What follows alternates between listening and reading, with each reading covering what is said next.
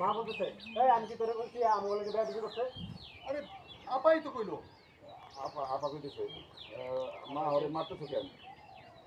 দুলাভাই কইতেছে আম্মা এই ঘটনার নাটের গরু কিন্তু আপনার মেয়ে জামিলা কইতেছে মা মা।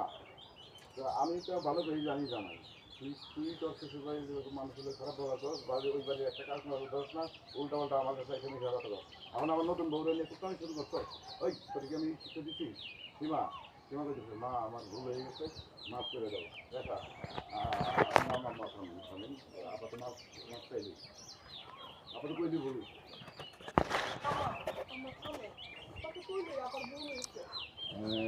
তারপরে কিন্তু এইবারের মতো মাফ করলাম এরপর কিন্তু আর মাফ পাবি না। এখন জামাই বাবুদের কাছে মাফ চা তারপর শ্বশুর শাশুড়িকে মাফ চাইদের মাফ চাবি। এই যে কাজিলা শোন তুইও কিন্তু মনে রাখিস হ্যাঁ এরপর যদি গায়ে হাত দিস না একেবারে হ্যাঁ সীমা কইতেছে বই দেখা ওইটা অন্য সব। ওকে এক সেকেন্ড।